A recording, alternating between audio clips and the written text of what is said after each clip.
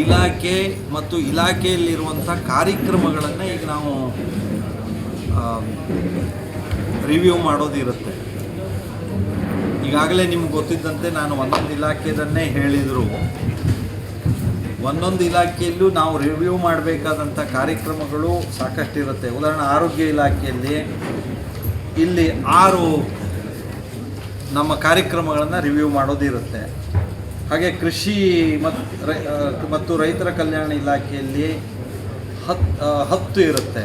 ಹೀಗೆ ಪ್ರತಿ ಇಲಾಖೆಗಳಿಗೆ ನಮ್ಮ ಕಾರ್ಯಕ್ರಮಗಳು ಎಷ್ಟು ರಿವ್ಯೂ ಮಾಡಬೇಕು ಅನ್ನುವಂಥ ಹೊಸ ಗೈಡ್ಲೈನ್ಗಳು ಬಂದಿದೆ. ನಮ್ಮ ಮೆಂಬರ್ಸ್ ಮೇಲೆ ಬಂದು ಕೂತ್ಕೊಳ್ರಿ, ಹೊಸ ಗೈಡ್ಲೈನ್ಗಳು ಬಂದಿದೆ. ಆ ಗೈಡ್ಲೈನ್ ಆಧಾರದಲ್ಲಿ ನಮ್ಮ ಈ ದಿಶಾ ಸಭೆಯನ್ನು ನಾನು ಇವತ್ತು ನಡೆಸಿದ್ದೀನಿ. ಇದು ನಮ್ಮ ಕಾರ್ಯಕ್ರಮಗಳು, ಕೇಂದ್ರ ಪುರಸ್ಕೃತ ಕಾರ್ಯಕ್ರಮಗಳು ಸಾಕಷ್ಟಿದೆ. ಆದರೆ ಕೆಲವೇ ಕಾರ್ಯಕ್ರಮಗಳ ರಿವ್ಯೂ ನಾವು ಮಾಡ್ತಿರೋದ್ರಿಂದ ಕೇಂದ್ರ ಪುರಸ್ಕೃತ ಕಾರ್ಯಕ್ರಮಗಳು ನಮ್ಮ ಜಿಲ್ಲೆಯಲ್ಲಿ, ನಮ್ಮ ಕ್ಷೇತ್ರದಲ್ಲಿ ಹೇಗೆ ಅನುಷ್ಠಾನಗೊಂಡಿದೆ ಅನ್ನುವಂಥದ್ದು ಇದು ಸ್ಪಷ್ಟಗೊಳಿಸುತ್ತೆ. ಇದು ಹೆಚ್ಚು ಉಪಯುಕ್ತವಾದಂತಹ ಒಂದು ಸಭೆ ಆಗಲಿಕ್ಕೆ ಈ ಹೊಸ ಗೈಡ್ಲೈನ್ ಕಾರಣ ಆಗತ್ತೆ ಅಂತ ನನಗನ್ನಿಸುತ್ತೆ. ಕೆಲವು ಇದರೊಳಗೆ ಈ ನಮ್ಮ ಅನುಭವದಲ್ಲಿ ಕೆಲವು ಇಲಾಖೆಯ ಕೆಲವು ಕಾರ್ಯಕ್ರಮಗಳನ್ನು ನಾವು ಜೋಡಿಸ್ಕೊಳ್ಬೇಕಾಗತ್ತೆ. ಅದನ್ನು ಸಹ ಮುಂದಿನ ಹಂತದಲ್ಲಿ ಜೋಡಿಸ್ಕೊಳ್ತೀವಿ. ಆದರೆ ಈ ರೀತಿ ಸಭೆಯಲ್ಲಿ ನಾವು ಎಲ್ಲ ವಿಷಯಗಳನ್ನು ನಾವು ರಿವ್ಯೂ ಮಾಡಬಹುದು. ಆದರೆ ವಿಶೇಷವಾಗಿ ಈ ಗೈಡ್ಲೈನ್ನ ಆಧಾರದಲ್ಲಿ ನಮ್ಮ ರಿವ್ಯೂಗಳು ನಡಿಬೇಕಾಗತ್ತೆ. ಇದರಿಂದಾಗಿ ಕೇಂದ್ರ ಪುರಸ್ಕೃತ ಯೋಜನೆಗಳು ರಾಜ್ಯದಲ್ಲಿ ಮತ್ತು ನಮ್ಮ ಕ್ಷೇತ್ರದಲ್ಲಿ ಹೇಗೆ ಜಾರಿಗೊಂಡಿದೆ ಅನ್ನುವಂಥದ್ರ ಬಗ್ಗೆ ಸ್ಪಷ್ಟತೆ ಬರುತ್ತೆ. ನಾನು ನಿಮ್ಮ ಎದುರುಗಡೆಗೆ ಎಲ್ಲ ಇಲಾಖೆಗಳ ಇವತ್ತು ಕೆಲವು ಈಗ ಮಧ್ಯಾಹ್ನದ ಈ ಅವಧಿಯೊಳಗೆ ಅನೇಕ ಇಲಾಖೆಗಳ ರಿವ್ಯೂವನ್ನು ನಾನು ಮಾಡಿದ್ದೇನೆ. ವಿಶೇಷವಾಗಿ ಅದರೊಳಗೆ ಗುರುತಿಸಲ್ಪಡಬೇಕಂತ ಮತ್ತು ನಾನು ಹೇಳಬೇಕಂಥದ್ದು ಏನು ಅಂದರೆ,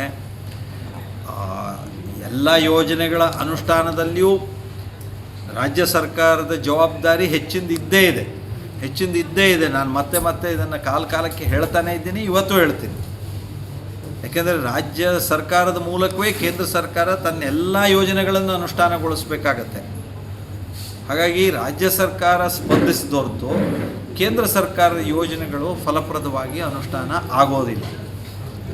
ಅದಕ್ಕೆ ನಾವು ಇವತ್ತು ಹೇಳೋದಾದರೆ, ಆರೋಗ್ಯ ಇಲಾಖೆಯಲ್ಲಿ ವಯೋವಂದನ, ಆಯುಷ್ಮಾನ್ ಭಾರತ್ ವಿಷಯ ಇದೆ.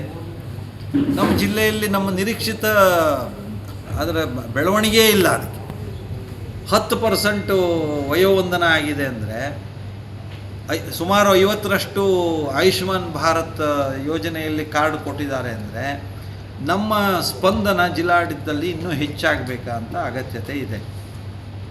ಹಾಗೆ ಜಲ್ ಜೀವನ್ ಮಿಷನ್ ನಾನು ಈಗ ತೊಗೊಂಡಲ್ಲ, ಅದು ನಮ್ಮ ನಿರೀಕ್ಷೆಯಂತೆ ಜಲ್ ಜೀವನ್ ಮಿಷನ್ ಕಾಮಗಾರಿಗಳು ಪೂರ್ಣ ಆಗ್ತಾ ಇಲ್ಲ. ಮನೆಗೆ ಗಂಗೆ ಯೋಜನೆಯ ಫಲ ಅದು ಮನೆಗೆ ಹೋಗಿ ತಲುಪ್ತಾ ಇಲ್ಲ. ನಾವು ನಮ್ಮದೇ ಯೋಜನೆ, ರಾಜ್ಯ ಸರ್ಕಾರದ ಪಾತ್ರ ಇದ್ದೇ ಇದೆ, ಆ ಯೋಜನೆಯಲ್ಲಿ ಅದರದ್ದು ಅನುಕೂಲ ಇದ್ದೇ ಇದೆ. ಆದರೂ ಸಹ ಅದರ ಪ್ರಗತಿ ಮತ್ತು ಅನುಷ್ಠಾನದಲ್ಲೂ ಆ ಕೊರತೆ ಇದೆ. ಈ ಪ್ರಧಾನ ಮಂತ್ರಿ ಆವಾಸ್ ಯೋಜನೆ ನೀವೇ ನೋಡಿದ್ರಿ, ಅದರೊಳಗೆ ಎಷ್ಟು ಕೊರತೆ ಇದೆ ಅನ್ನೋದನ್ನು ನೋಡಿದ್ದೀವಿ ನಾವು ಜಾರಿಗೊಳಿಸೋದಕ್ಕೆ. ಏನೇ ಆಗಲಿ, ಒಟ್ಟು ಜಿಲ್ಲಾಡಳಿತ ಮತ್ತು ರಾಜ್ಯ ಸರ್ಕಾರಗಳು ಹೆಚ್ಚಿನ ಒಂದು ಆಸಕ್ತಿಯನ್ನು ತೆಗೆದುಕೊಳ್ಬೇಕಾಗತ್ತೆ.